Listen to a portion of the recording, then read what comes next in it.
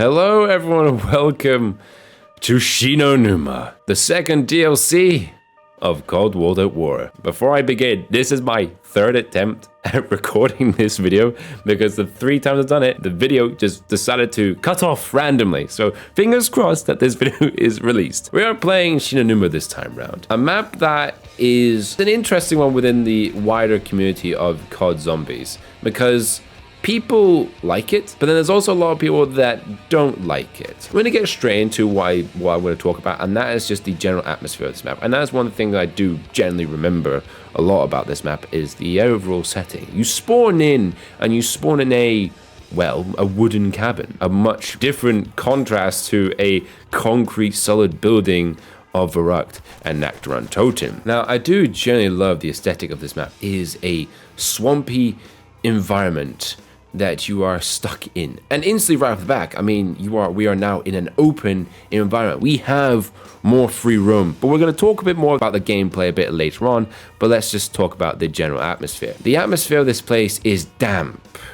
It is old. It is ridden with maggots all over the floor, bloodstains everywhere of past patients and soldiers who were here. It gives off that eerie vibe. And one thing that mixes so well with this map is the cast of characters. The first ever cast of characters that were ever introduced within Zombies. We are introduced to 4 new characters upon loading into this map: Richtofen, Dempsey, Takio, and Nikolai. These 4 characters we follow for the remainder of COD Zombies for years to come, and honestly they are an absolute amazing addition to COD Zombies. I honestly don't know what COD Zombies would have been without us following these characters. We are currently in this map due to the fact that Richtofen needs his diary, which holds his grand scheme. At this point in the Zombies game on Numa, we had no clue what his scheme was, what his plan was, which led to obviously multiple, and I mean multiple, theories within the fan base. And these theories all start from one little radio within the spawn room.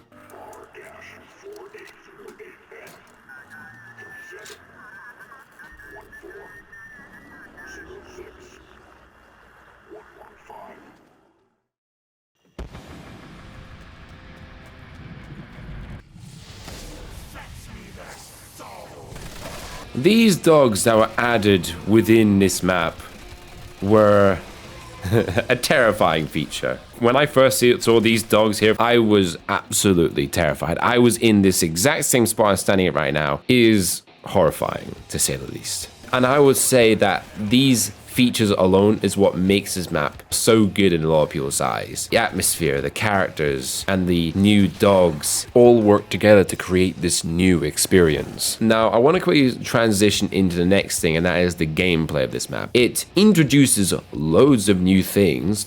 For example, the dogs were an introduction that have never been seen before. And this new system here, randomized perks. These randomized perks will be seen at the end of every one of the 4 routes that this map has. This map introduces obviously a more open area. Like I said before, this map branches out into 4 different zones, each one leading to a randomized perk, which is different every single game. And with this randomized perk system, it made for a much more unpredictable game. When you load up, you have no clue where you're going to be going first, because you have no clue which perk you're going to go to. Now, with all these game features in mind, the new dog rounds, the new randomized perk system, the open areas, but there is still one more feature in this map that changed the entirety of COD Zombies forever.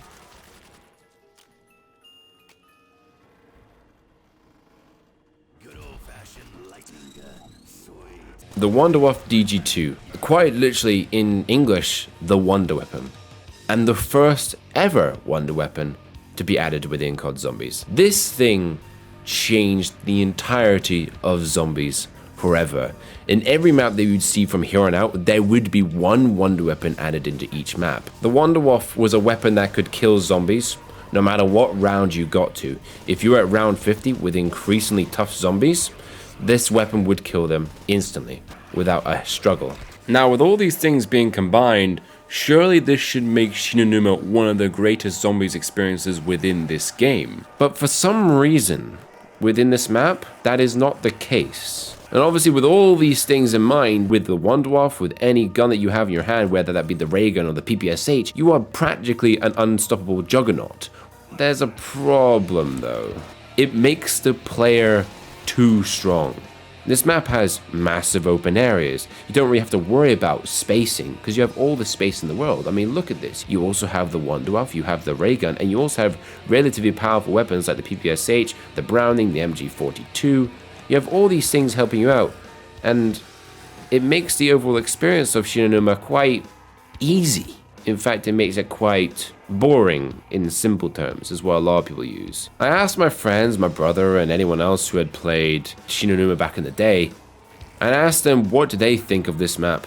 And they all kind of came with a similar answer, that the map didn't really do much for them. It didn't really challenge them that much. They found it quite boring. And I think it comes down to the fact this map doesn't have the balance of being strong and being challenged. Verrucht, for example, you have the ability to get a ray gun. You have the ability to get the PPSH. You have the ability to get the MG42, all these really strong weapons, as well as perks. You are still challenged because of the map's ability to make you lock down, keep yourself in a small area, and to keep you on your toes. When it comes to Shi No Numa, however, this map has much more open areas, and you have some of the strongest weapons in the game to help you out, which makes it incredibly easy to then fend off any zombies that comes your way. As well as this map is incredibly broken, like game-breaking broken. I remember actually one time where I would go through YouTube just looking up high rounds. I think by about this point I was interested to see what high rounds everyone was getting to.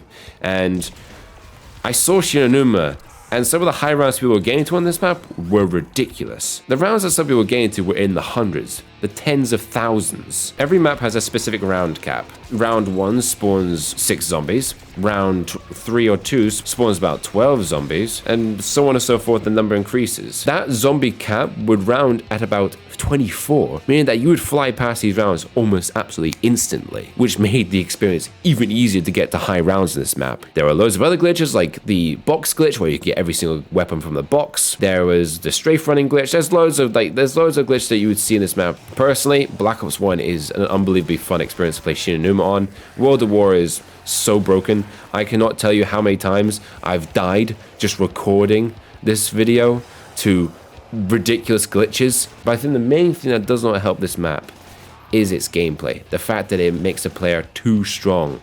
It doesn't challenge the player too much. So when it comes down to it, this map innovates so much. It introduces so many new things within the zombies community. Way too many things. In fact, most of the things that you see today in COD Zombies started here on Shi No Numa. And the only problem that leads this map down the road of forgottenness is its gameplay. Because if you gotta remember, right, you gotta remember 5% or lower of the community are interested in the atmosphere, in the environment, in the story, in the characters. Most of the time that people play this game will be more interested in just playing the game. But if the gameplay does not challenge them, then it's not that fun for the people who are trying to play it. I like this map. I don't hate this map. In fact, I respect this map. But if I was given a choice of what maps to play in this game, I unfortunately wouldn't really pick Shi No Numa. And the reason I say that is because everything that's on Shi No Numa is basically in every other map within World at War. So I don't have to play Shi No Numa for something that's on the other maps already. But like I said, if you want the best Shi No Numa experience, I highly recommend you play Black Ops 1's version. But guys, without further ado, thank you all for watching. This has been an interesting one. I know I haven't really spoken much about my experience of the past in this map, but it's quite limited. But I feel like I've played this map enough to know and understand why it is thought the way it is within the zombies community, why people find it is stuck in the middle. It's not a bad map. It's not an amazing map. Honestly, that is why I think this map is the way it is. But anyway, guys, thank you all for watching. I really hope you enjoyed this video. This one was a little bit more different, but next week we'll be tackling one of the greatest zombie maps of all time, Derice. Thank you all for watching, and I will see you all in the next one. Peace.